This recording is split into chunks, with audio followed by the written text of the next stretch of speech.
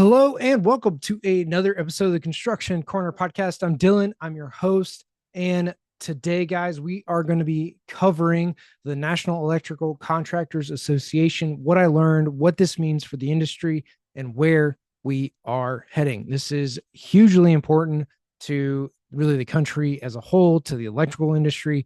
And there's two big themes that I want to make sure that we talk about, which is really hiring, recruiting, training. I'm kind of lumping that all into one bucket that is labor. The other bucket is opportunities that are out there. So without further ado, let's dive into my last few days at the National Electrical Contractors Association annual conference in San Diego, California. All right. We kicked it off on Saturday. They had a big party, shut down the street, had a big party for everybody out there, which was really cool. The opening kind of topics and things that were talked about at the opening ceremonies, if you will, and presentations are really revolving around three big themes. One being there are more electrical projects and the multi-trillion dollars worth of projects that are going to be coming down the pipe over the next few years. Purely electrical. This is solar, this is EV, battery chargers, and energy storage projects. Those are going to be huge for the electrical industry and really for the country as a whole, right? There's a lot of things that go into that. The manufacturing of conduit, pipe, wire, breakers, all the electrical gear that goes into it, the solar panels, the batteries, all the battery equipment going into it, and then electrical charging, solar. So, I mean, huge industry, huge opportunity over the next probably 10 years, but there was a lot of numbers thrown out on how long this could really be going. Conservatively, over the next decade, we're talking like a trillion, 10 trillion. I don't know. It's big. Like trillion was thrown around a lot at this conference. So we're talking trillions of dollars that are going into the economy, specifically for electrical projects, solar, battery chargers, and EV chargers, and then energy storage projects as well. So we got build plants. We need more electricians. We need more people in distribution. We need more manufacturers reps. We need more project managers. We probably need more dirt workers, right? We need more throughout the entire electrical industry. That was really the biggest topic, right? How do we hire, recruit, train, retain talent? How do we deal with the succession planning and people looking to retire? What does that look like for the company? This a lot looks like putting processes in place to train people, to teach people how you do things, both on succession and on just recruiting, retaining, training, and keeping the people that you want on your team. So huge deal all around on talent acquisition, talent retention, and how do we do that? Training is going to be the number one thing. And then remember, guys, that you are the biggest advocates for really hiring, bringing people into the industry, talking about construction, right? Whether that's working for a general contractor, an electrical contractor, any other specialty contractor, right? Doors, ceilings, walls, mechanical, plumbing, concrete, site, you name it. We need everybody in the industry to be a part of this attraction, retention of talent for the industry. It's such a big deal. And really, we want everybody to be a part of the attraction, retention piece of bringing people into the industry and then how we help them through it. So again, those are like the two big topics that were talked about at NECA was bringing people into the industry, how do we retain them, and then all the project opportunities that we have moving forward. And I think that pretty much stays no matter how the election turns out here in a few weeks.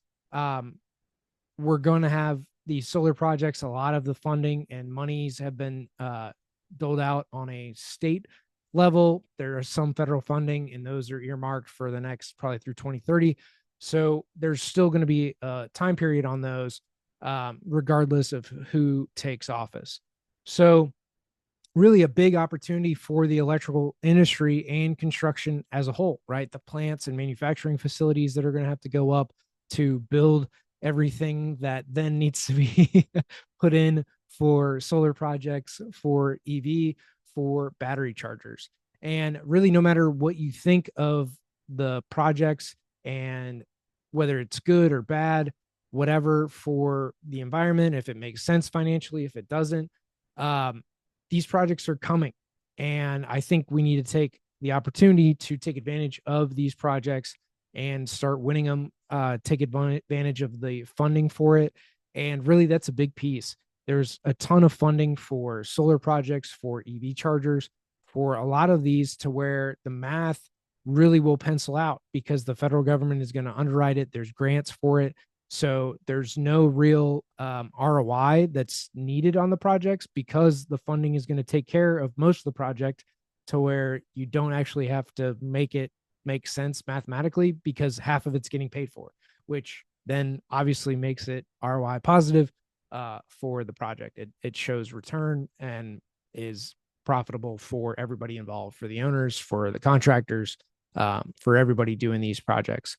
So those were really my big takeaways on NECA is really the stuff I've been talking about for years. Have your systems and processes dialed in so that you're able to attract, retain talent. Like having those systems in place, knowing your job descriptions, what they're actually doing, pulling out those job descriptions to talk to folks about, hey, this is what we said and agreed that you're going to do in this job. So you might as well like do that, right?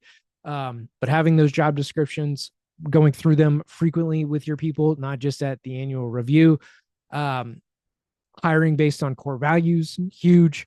Going after these projects, like continue to market, continue to attract talent, continue to try to find ways to train and retain talent and really utilize guys. Another big thing that was brought up was having all of your team involved in decisions as you go forward, right? At least having them at a seat at the table, right? To have their input and them to give their ideas. They want to be a part of how the company is going to move forward.